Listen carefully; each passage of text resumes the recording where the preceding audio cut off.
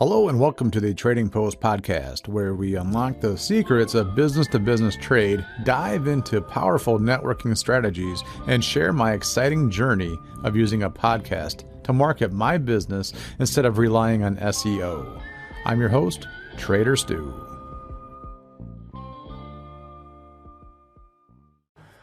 All right, everybody, and welcome back to the Trading Post podcast. I'm your host, Trader Stu, of course, and today I'm going to touch on something about kind of like sales and marketing lessons that help build my career. I've been in the racket for my whole life, really, and, kind of selling and wheeling and dealing and kind of door-to-door sales and all that in New York City and Queens and Brooklyn and Manhattan and all that, So through the years since I've been a teenager, and really, I guess you could say teenager, I've been kind of selling nonstop since, I don't know. I would say probably since 16 years old. I've been really, truly selling. And you run across a lot of people networking, on conference calls and traveling and things of that nature. So I kind of want to divulge some of the advice and wisdom that I've written down and kind of made into a little script here that I think could be beneficial to share and some business to business advice, I guess you could say. So anyway, like I said, I've been in the sales and marketing long enough to know one thing, that you don't forget advice that changes your career. So a couple of things that to go through is, by the way, wish me luck. I'm in a drawing to win a grow tower gardening. I'm trying to be like a bit of a prepper for what's going on in the world. I saw the gas down here is $4.30 a gallon. I think it's $5.10 or something like that, $5.20 for premium. And it's over, I think it's $5, $5.10 for diesel. So that's where we're at today on March 24th. So one of the early mentors, I guess I say mentors loosely, I never really had, it's just people I run into. So for the sake of conversation, I'm just using mentor. But you said you don't start with an idea, you start with what you're obsessed with. So that advice changes everything, because if one of the guys I used to talk to all the time, he said, imagine what you want to do with your life. Imagine what would make you happy. Imagine what you would want to do every day when you wake up. And when you're so pumped about it and kind of so happy about it and so into it that you kind of, your eyes well up with a tear and single tear kind of rolls down your cheek, that's it. You found it. That's what you need to do. So you need to go figure it out and try and make that happen, because all the other, you're going to fall, you're going to fail, you're going to all that. But if you're that into something, you're that passionate about something, it's just, instead of failure, you look at it as things just not to do. You know what I mean? So that's the difference. So in sales and marketing, obsession is your secret weapon, not a unique idea and not a perfect business plan. It's an obsession. So here's the formula that I was given. Write down what you love doing, write down what drains you, and build your business, your role, and your habits around the first list. Outsource or partner for the second. I've watched founders burn out because they built a business and around an opportunity instead of a passion. And I've watched others win because they built around what they couldn't stop thinking about. Your competitive edge isn't originality, it's obsession. A senior VP once told me and pulled me aside and said, stop trying to sell the steak, sell the sizzle. I didn't get it at first, and then I watched great salespeople work, and it clicked. They didn't talk features, they talked transformation. So what's your product? What does your product do? Here's what our product does, right? How's your Monday morning becoming easier? Here's what your team feels like 90 days from now. And here's the measurable change your CFO will thank you for. People don't buy tools, they buy better versions of themselves. And the second lesson is sell in the right order: need, fit, and then deal. Multiple salespeople skip to the deal. That's why they struggle.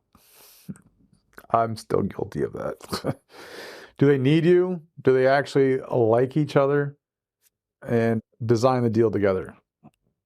The advice alone doubled my closing rate. Advice about losing. Yes, losing. That saved my career. One founder told me, if you can't stomach losing, you'll never stomach winning. That's the fear of success kind of mindset, right? I didn't understand it until I had my first big loss, and then another, and then another. And here's what they were teaching me. Losing is the price of admission. The faster you learn for it, the cheaper it becomes. The more public your wins become, the more private your losses will feel. So once I embraced losing, I stopped hesitating. Stop delaying decisions, stop writing safe campaigns. And this is what separates the pros from the amateurs. Pros learn loudly, amateurs hide quietly. So a lot of people are afraid, for example, to start a podcast, I've been told, when they see my business card or I talk to them. And they say, oh man, I could never do that. I could never talk to people, whatever. And I'm afraid of sounding dumb, or I'm afraid that no one will listen. And you just say, so what? Just hit record. Somebody's going to listen. Have you seen some of the YouTube videos out there? They're junk. A lot of the podcasts out there, junk. But people listen. I'm a small-time podcaster. I still get tons of listens, So there's a niche for everybody, is what I'm trying to get at. So here's an advice that made my strategy 10 times better. One mentor told me that to throw away business plans and use mind maps instead. Because business plans are rigid, markets are liquid, and mind maps grow with you. I've never been in the business plan deal. I've tried it, I've done it, I bought the software, I bought the plans, I did the Franklin Covey thing. And mind map that's just how I work. I'm an engineering mindset. So this is not a one size fits all, right? This is depending on your mind and who you are. And if you don't know who you are, there's tons of tests out there. There's 16 personalities, for example. I forgot what I am now. INFJ, INTJ, INTJ, INTJ? And that doesn't matter. The debater, whatever that one is. So that's my personality type, right? So you just kind of go around whatever that is for you. So the first mind map had branches like audience and offers and revenue options, marketing channels, partnerships, and expansion paths. It became my portal strategy, always evolving, never outdated. You should build one too. It's the closest thing to a roadmap you'll ever need. The best marketing advice I ever got. So this one branding expert told me, if you're not having fun, you're doing it wrong. And I used to tell my old sales manager that at ADT Security when I worked there. I told him, my sales manager, he was in Grand Rapids, I think he lived. And I told him, Dan, dude, once this doesn't become once this is no longer fun for me, I'm out. He was like, well, you're making great money. I said, yeah, but I'm having fun doing it. The reason why I said that is I kept putting other sales reps in my territory, making me work harder for the same or less money, essentially, because they kept taking away my leads. And I told them, you keep screwing me, I'm out. So I did. I ended up leaving. And actually, I got this job at Metro Trading Association. That was my the last job. So marketing isn't just strategy, it's energy. And the audience feels it. I was also told that pick your channels you can sustain. Build one staircase moment that people remember. Great marketing is 50% experiments and 50% persistence. Consistency matters more than virality. People always say they want to go viral, but no one ever remembers the viral video after a week. But they do remember the person who keeps uploading. That's the whole context behind that. My favorites, you don't need to be everywhere. You need to be where you can be excellent. That advice helped cut the noise, helped me focus, and made my marketing actually work. The best advice about PR, investors, and sponsors. A journalist once told me, write the story for me and I'll run it. Journalists are busy. If you give them the headline, a quote, a story angle, a high-res image, and a clean photograph they can copy and paste, you'll get coverage 10 times faster. And I need to do that because I'm trying to get more of that to happen for me. So, investors, a founder told me, ask for advice. If they're the right person, they'll offer money. Still the smartest funding advice I've ever heard. A CMO told me, you're sponsoring two things, results and emotion. You can give a brand measurable ROI, plus a story their executives personally care about, and you will get sponsorship. The best advice about people, hiring, growing, firing. A CEO I worked with taught me the 7 to 8 rule. 9 to 10s keep them, 1 to 2's easy decision, and 7 to 8's the ones that quietly destroy your company. They're almost good enough, and almost good enough is where my best employees get frustrated and leave. Here's the advice. Time box improvement, give clarity, give support, and if they can't become a 9 or 10, help them move on with dignity. The leadership lesson I ever received was the best. The best advice about brand and going global, a brand strategist told me, your brand is what people say about you when you stop talking. And it's true. Brand is the promises you keep, the consistency of your behavior, and the values you enforce, along with the things you refuse to do. Another piece of advice is grow global before you need to.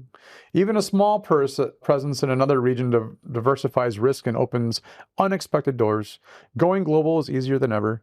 Channel partners, local freelancers, remote teams, global platforms. It's not a dream anymore. It's a strategy. The 30, 60, 90-day plan I wish someone gave me. Days 1 to 30.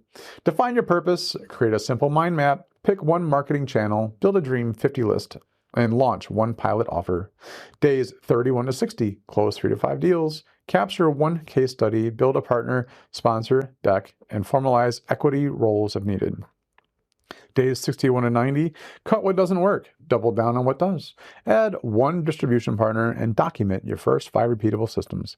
This plan has built careers and companies. So, that's the best advice I've ever received in sales and marketing, and the advice that shaped my entire career. If today's episode helped you, share it with one person who wants to grow. This is The Trading Post. I'm Stu Aldrich, and remember, sales, marketing, and life, obsession beats originality, action beats perfection, and consistency beats everything. Whatever you do out there, be good or be good at it.